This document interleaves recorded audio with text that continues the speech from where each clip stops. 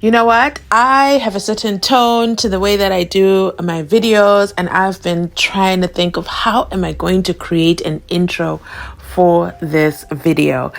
And it only takes me to the late advocate Ngomezulu, when he said, I am in possession of Kelly Khumalo's section 205s. I am in possession of Kelly Khumalo's section 205s, and he is waving them in the air, and this is in the court of Judge Rata in the SENZO MEYIWA trial. Drop a 1 in the comment section down below if you remember this remarkable moment, or should I say memorable moment. But you know what, let's just go ahead and run it right here.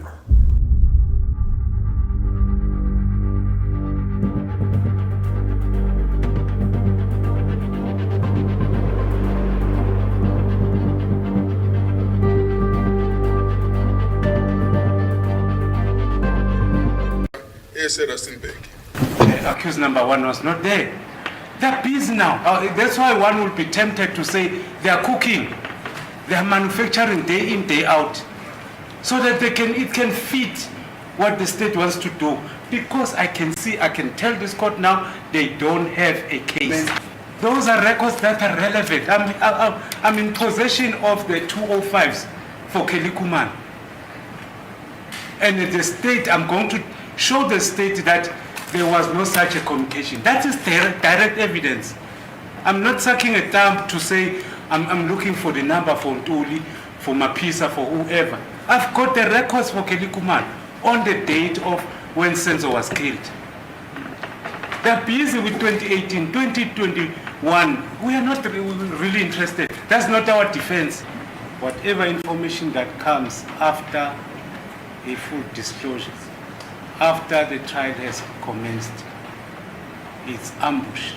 A trip down memory lane. All this for me to say to you, Miss Fearful Patricia Mashale has just shared some concerning news with regards to Warrant Officer Makhubo.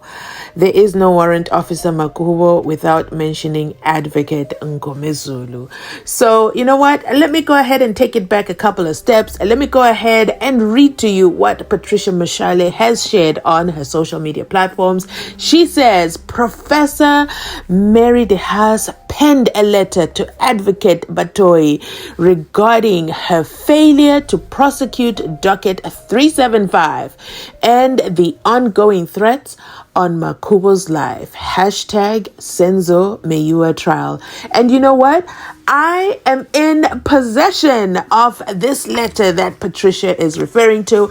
It is a long letter. It's about 6 pages long. I am going to read some parts of it, which I want to bring to your urgent attention, and let me know your thoughts in the comment section down below. And just in case, you know what, let's also, I think this is the first time I do a video with reference to Professor Mary DeHaas on my channel, so let's go ahead and introduce her in case you don't know who this is. Professor Mary DeHaas is a violence monitor and researcher fellow at the University of KwaZulu-Natal School of Law. Listen, this letter is dated the 13th of January 2025, and a quick time check. Hello, that is yesterday. So this is, I would say, fresh off the press. The letter is addressed to the National Director of Public Prosecutions, Advocate S. Batoyi. So, you know what? It begins with a good day. Lives at risk by your failure to investigate alleged defeating the ends of justice in the SENZO MEYIWA murder related matters, as per my letter to you dated the 18th of September 2023 and our recent correspondence. So she details all the things that they've been corresponding back and forth with each other. And the letter proceeds to say, first, I need to remind you, it is on record that Advocate Nzuke had confirmed to Makhubo, and I understand his superior, Colonel Buthelezi, was also apprised about it, that the second docket was complicit of the NPA. I note that you did not see any need to inquire into why a decision to prosecute case 375 of 01 of 2019 was overturned. So the letter goes on to point number 4 to say, First, I need to remind you that it is on record that Advocate Nzuke had confirmed to Makhubo and Buthelezi that the second docket case was strong enough for the prosecution to proceed. However, subsequently, the decision was overruled by Advocate Chauke, reportedly after alleged police, the National Commissioner, and political pressure, and the investigating officer, Warrant Officer Makhubo, was maliciously charged in a matter in which the IPED and the NPA staff members stand accused of defeating the ends of justice. So, I am also aware that SENZO MEYIWA, the brother of the deceased, had also requested that the second docket be prosecuted, and that your response was that the current case should run its course. You may or may not know that 2 of those currently standing trial had previously been arrested and charged, and despite various tests having been done, charges have been withdrawn as there was no evidence implicating them. I remind you also that Makhubo has a very distinguished history as a detective, including in his investigations leading to 6 life sentences for accused number 5 in the current case, duly and long sentences for cash-in-transit heists.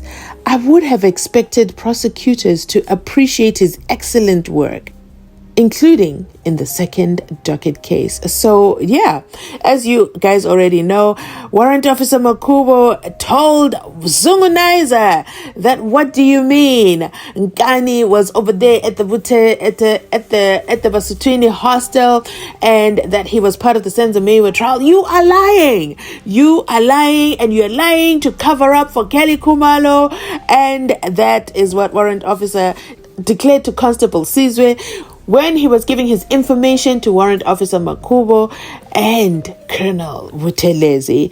But as you hear here, why was Makhubo so certain that Constable Zungu was lying? Because Makhubo was directly involved in the arrest and conviction of accused number 5, Fisoguhle and Tuli, okay?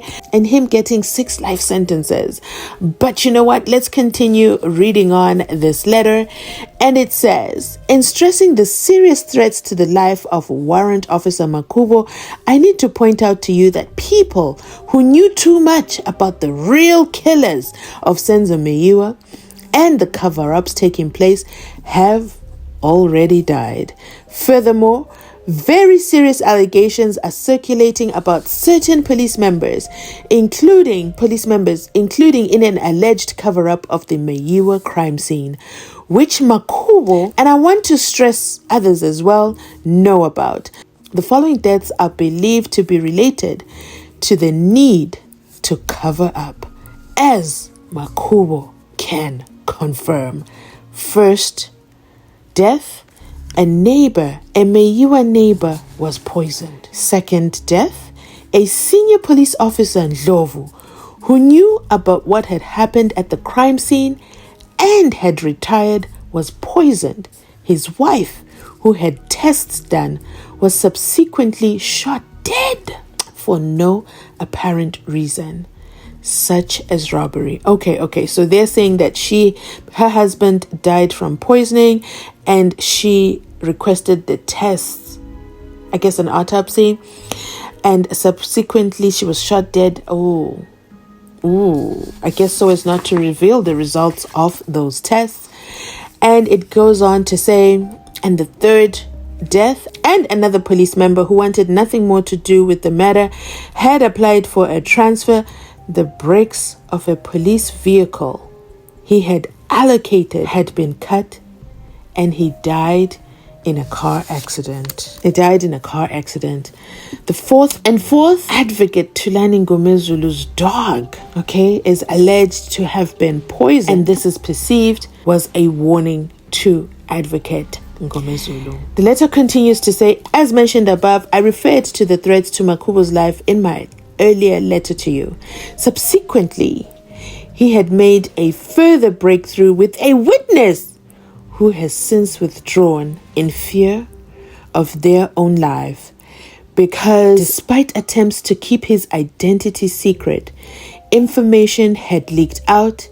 It was then that senior police and the Hawks members instructed him to return immediately to the DPCI. And it's alleged that this is in an attempt to deploy him on some dangerous investigation in which he was likely to be killed, as has allegedly happened to other Hawks members whose investigations implicated powerful people. Since he has initially been deployed to the Meyiwa investigation by the then National Commissioner Sitole. So a threat assessment was done by CIS headquarters, but Makhubo has never received feedback about it. Warrant Officer Makhubo had been working closely with Defense Attorney Ngomezulu, and his evidence had been crucial in exposing lying testimony. For example, relating to the supposed cell phone calls, it is believed that threats against him are escalating because he will be called again to give evidence for the defense now that the trial you agreed should proceed is resuming. So the trial is going to resume on the 20th of January 2025. The letter continues to say, on the 9th of January, Makhubo's home came under attack. Wait, which January? This January? January 2025? Okay, let me read that in full. So on the night of the 9th of January, Makhubo's home came under attack. It was more than just a simple break-in attempt. The front door gate was smashed open, and then the front door was completely demolished. The insurance assessor said he had never seen a case like it. Makhubo was not at home, but his young adult son heard the noise and pressed the panic button. That is probably what saved his son's life. By the time the police arrived, the three men who had been seen driving past before entering the yard in a Toyota Corolla had driven away. If it was simply theft, they would not have driven a sedan car for looting of goods. They may have broken in with the intent of killing Makhubo and or stealing whatever documentation about the Meyiwa matter they could lay their hands on. Makhubo has sensibly made various copies of all relevant documentation and left those copies in other safe hands. That is, it's not in his home. Stop trying to break into his home. There are copies. Even if you get a hold of these copies, there are copies upon copies upon copies. So this attempt to get rid of Makhubo's evidence, the evidence that Ngomezulu hinted, I guess, in court, and now there's threats on Makhubo's life. This is devastating. This is absolutely devastating to read, as of course the case resumes, okay? Trial resumes in just a few days. But it is clear that, the state's case is about to wrap up and Makhubo is a defense witness that they're going to call. And it looks to me like he has a lot to say on the stand, and somebody somewhere, I don't know who, wants him not able to testify. The letter goes on to say, so in summary, in what has become glaringly obvious is an attempt to cover up for the real killers of SENZO MEYIWA for reasons which are unknown. People have died and the lives of others are at risk. One of our best detectives is in very serious danger, especially when he has to go to court to give evidence, and those of us who work closely with him believe that attempts to stop him doing that will continue. It is most unfortunate that you, as National Director of Public Prosecutions, felt it was not necessary to investigate why the decision to prosecute the second docket has been overturned and to allow this current prosecution to proceed. The unfortunate perception that the National Director of Public Prosecutions does not fulfill its constitutional responsibility to act without fear or favor thus persists, because no credible reasons have been given for not prosecuting case 375 of 01 of 2019 opened by Warrant Officer Makhubo. Presumably at this stage, when the focus will fall on the defense, there is nothing you can now do to rectify what appears to have been a very serious error of judgment, the consequences of which you would not have foreseen, but one which, because there is clearly a continuing, desperate attempt to cover for the real killers, may lead to further deaths, especially that of Warrant Officer Makhubo, as I shall point out further to the Minister of Police. As evidenced by the deaths of his colleagues, the biggest threat to his life, unfortunately, emanates from within the South African Police Services itself. Regards, Mary de Haas, Honorable Research Fellow, School of Law, University of KwaZulu-Natal. This letter was also sent, CC'd to the Minister of Police and Justice, to the Minister of Police and Justice and the Parliamentary Justice and Police Portfolio Committee. Ladies and gentlemen, that is the letter from Professor Mary de Haas. Let me know your thoughts in the comment section down below. It is shared, of course, by fearless Patricia Mashale, and I have read it. I've skipped some parts, but I've read it to the best of my ability. Let me know your thoughts. Trial resumes in a few days. Let us pray for Warrant Officer Makhubo. He holds the keys to the safe. He holds the keys to the real killers of SENZO MEYIWA. Sadly, the witness that Ngomezulu mentioned was going to come forward to talk about Longwe Twala's foot and the shooting and the gun and the bullet and what happened to his foot and what was done after it became septic.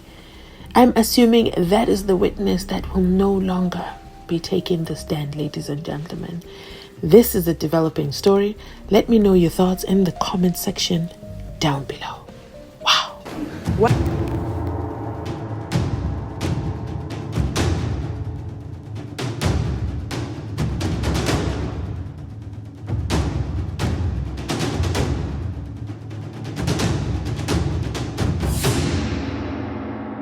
As a result, my lord, I would like to place it on record that this is a trial by ambush, my lord. Yesterday I had... I'll say this slowly so that it will be understood. There are pages that are missing. And my lord, what is very bad in this trial is that the state is dishonest with this court.